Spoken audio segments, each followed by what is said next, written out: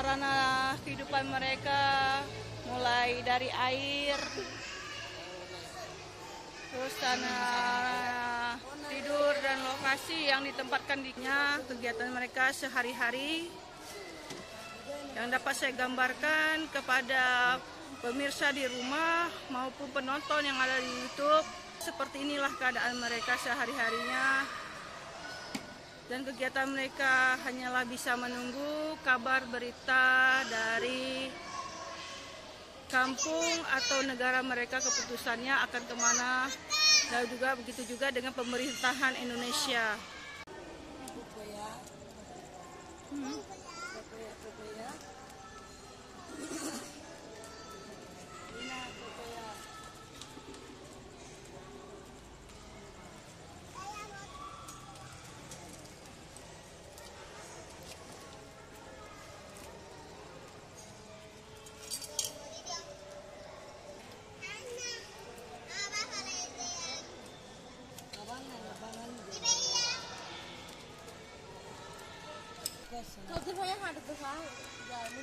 Seperti inilah kehidupan mereka sehari-hari, makan seadanya,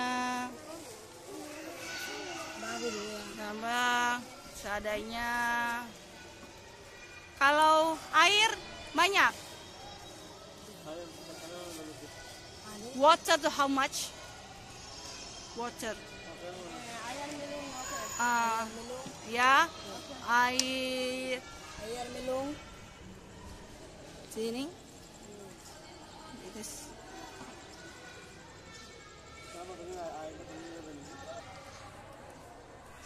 Sedikit-sedikit mereka sudah bisa menggunakan bahasa kita, walaupun masih terpatah-patah, mungkin sedikit sebagian tidak belum mengerti ya, untuk menyampaikan apa keinginan mereka setelah mereka tiba di Aceh.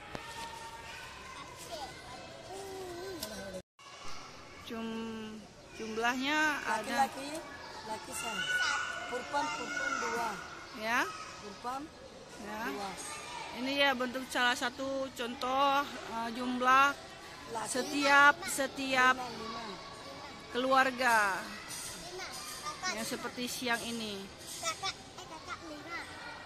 Ya. Kakak. Urdu and Farsi. So that's English is speaking. Yes. Sabutan. how you feeling rest life the camp pengungsian where Aceh is right? Family life in refugee camp only 45. 5. Okay, in the district camp, Tengnap, Crossfather. Thank you.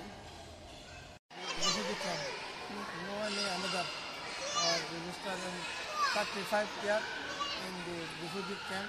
Also there my work in my life in refugee camp. Tengnap, Crossfather. Okay, thank you.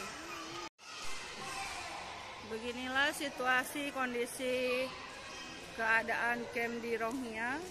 Mereka melakukan kegiatan makan, minum, dan tidur. Dan seperti inilah kondisi suasana anak-anak di camp pengungsian. Ya, semoga Allah bisa meneruskan dan membantu kita semua dalam permasalahan ini. Semoga Allah dapat membantu dan membagikan apa yang kemudahan rezeki kita. Seperti ini.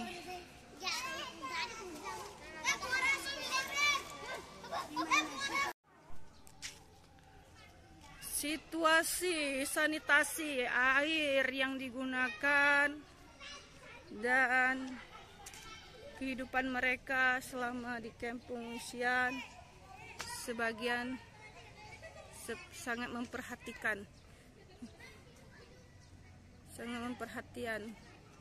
butuh perhatian dan perhatikan, tapi sebagian sisi lagi kita tidak bisa bertolong banyak.